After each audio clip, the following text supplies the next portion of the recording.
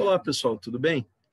Estamos dando início aqui a mais uma videoaula, tá? Desta vez dando início à série de videoaulas sobre reformas religiosas, a protestante e a católica, tá? O tema desta videoaula seriam as definições e os precedentes da reforma protestante, ok? Então, resumidamente, a reforma protestante é o conjunto dos movimentos que resultaram na fundação das novas religiões cristãs, certo? Então, nós sabemos que durante a Idade Média, na verdade, desde a Antiguidade e durante a Idade Média, predominou na Europa o cristianismo católico, né? Houve o episódio lá do Cisma do Oriente, em que no ano de 1054, duas igrejas surgiram, né? A Igreja Católica no Ocidente e a Igreja Ortodoxa grega mais para o Oriente, né? Houve esse episódio na Idade Média, ano de 1054. Até hoje existe essa divisão, né, entre os ortodoxos e os católicos, mas o que ocorreu no século XVI foi um episódio muito mais intenso, né, vamos dizer assim, né, porque o catolicismo foi dividido, praticamente foi dividido à metade, né, o número de seguidores do catolicismo, em função da reforma protestante do século XVI. Bem, de uma forma geral, o que pretendiam os reformadores? Os reformadores, eles pretendiam o retorno às práticas cristãs primitivas, né? Quais são as práticas cristãs primitivas? São as práticas cristãs dos séculos I, II e III, que, ainda que a Igreja Católica diga que a igreja foi fundada por Pedro, né, o apóstolo, na verdade, nesses 3 primeiros séculos, não havia uma igreja católica institucionalizada, né, vamos chamar assim, né, uma igreja com, né, por exemplo, vinculada ao Estado, com funcionários, né, então era muito mais um movimento, né, baseado em células, né, organização celular, e, na verdade, os cristãos, eles tinham que se esconder, né, porque eles eram perseguidos, né, pelas autoridades romanas. Então, era um cristianismo, assim, na visão de muitas pessoas, um cristianismo mais puro, né? Um cristianismo mais apegado ao que teria pregado Jesus Cristo, ok? Então, era mais ou menos a esse retorno que os reformadores pretendiam se voltar, né? Quase que uma coisa semelhante com o Renascimento, que queria se voltar aos padrões da cultura greco-romana, né? O Renascimento, perdão, a Reforma Protestante pretendia se voltar para os padrões primitivos do cristianismo, ok? Então, né, não esquecendo que, né, o movimento protestante ele deu origem a 3 vertentes do cristianismo, né? O luteranismo, o calvinismo e o anglicanismo, sendo o luteranismo originado na Alemanha, o calvinismo originado na Suíça e o anglicanismo originado na Inglaterra, certo? O grande opositor inicial do protestantismo, no caso do protestantismo luterano, foi o Papa Leão X, ok? Que era inclusive um membro importante da família Medici, né? Uma família que dominava a política lá em Florença, que acabou colocando um descendente seu ali no papado da Igreja Católica, ok? Bom, e quais são os precedentes da Reforma Protestante? Os precedentes da Reforma Protestante, ele tem muito a ver com o que aconteceu na Idade Média em torno da figura dos hereges, né? Então, para quem não lembra, para quem não se recorda, o que é o herege na Idade Média? É todo aquele indivíduo que, de alguma maneira, discorda do que prega a Igreja Católica, certo? É todo aquele indivíduo que se coloca contra algum dogma estabelecido pela Igreja Católica, ok? Então, muitos desses hereges acabaram dando origem às raízes históricas da Reforma Protestante, ok? E muito da heresia teve a ver com o que era considerado a verdade sobre o cristianismo. Como todos nós sabemos, hoje em dia isso é um fato muito pouco discutido, mesmo pela Igreja Católica.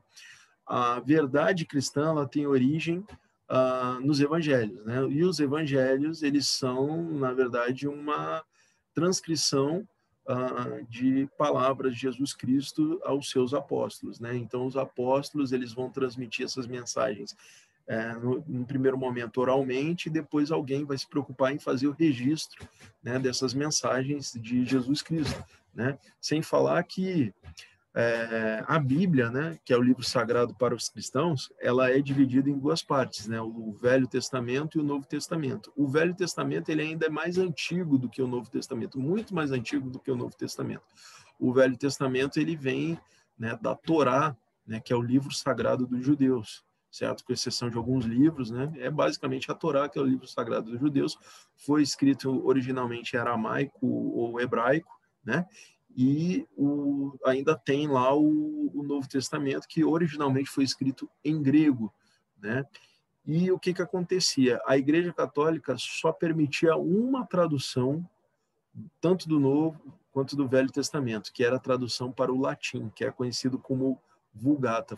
A Vulgata foi traduzida lá por volta do século V depois de Cristo, né? Por um monge copista, né, que ficou conhecido, um intelectual também, que ficou conhecido como São Lourenço, ok?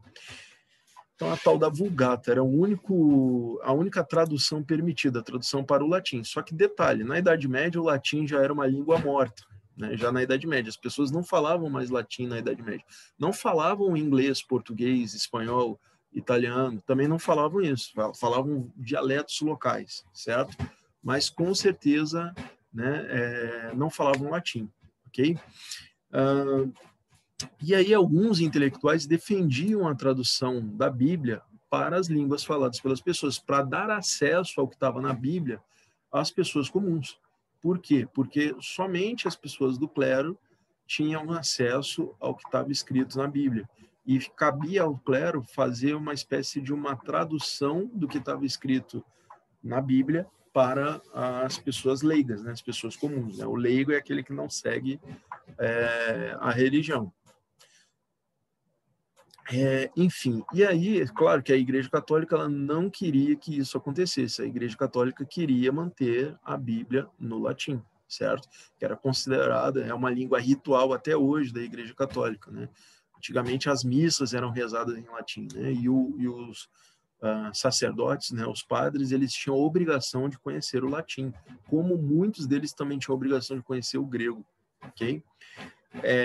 E aí o que aconteceu? Apareceram dois indivíduos em dois lugares diferentes da Europa e assim mais ou menos no mesmo século né, que é o século XIV, que fizeram o seguinte: eles traduziram a Bíblia do latim para os seus idiomas locais, né? No caso, John Wycliffe, né, um inglês, ele traduziu a Bíblia para um inglês, mas que não é o inglês falado hoje em dia, era o inglês medieval, tá? Bem diferente do atual. Uma língua, na época, falada no entorno ali da região de Londres, tá? E um outro chamado Jan Hus traduziu a Bíblia para o tcheco, né, que é uma língua falada na região da Boêmia, né, ali no mais ou menos nordeste da atual Alemanha, ok? Onde fica a Tchecoslováquia, né, obviamente. Então, ou a República Tchecoslováquia não existe mais, a República Tcheca, perdão. E além disso, né, o Wycliffe ele criticava, né, o excesso de luxo do clero, né, a falta de preparo, o excesso de luxo do alto clero, né, que era formado geralmente por nobres que entravam na Igreja Católica, gente que já estava habituada a ser elite, né, vamos dizer assim, e o baixo clero também criticado pela ignorância, pelo mau preparo, né? E o Hus, por sua vez, ele vai criticar a igreja pela corrupção. E aí o que vai acontecer? Ambos, sendo padres, sendo teólogos, estudiosos e professores universitários, tá? Eles não eram quaisquer pessoas, ambos vão ser considerados hereges pela Igreja Católica. O Jan Hus vai ser queimado vivo e o John Wycliffe ele morreu antes de ter sido considerado herege, né? Então, algum tempo após a morte dele, ele vai ser considerado herege, vão mandar exumar o corpo do John Wycliffe, né? Vão desenterrar o corpo de John Wycliffe e vão queimar os restos mortais de John Wycliffe, porque essa era a morte atribuída a alguém que fosse considerado herege, ok? Então, esse foi o destino, né, daqueles que fizeram algum tipo de questionamento ao comportamento do clero, à organização da Igreja Católica durante a Idade Média. Foram considerados hereges e queimados, certo? Essa foi a condenação desses indivíduos, ok? Então, vou terminando aqui, né, a nossa videoaula sobre definições e os precedentes da Reforma Protestante, tá? E o tema da nossa próxima videoaula vai ser os motivos das reformas do século XVI, ok? Então, agradeço, tá? Quem permaneceu até aqui e até a próxima videoaula. Um abraço a todos. Tchau.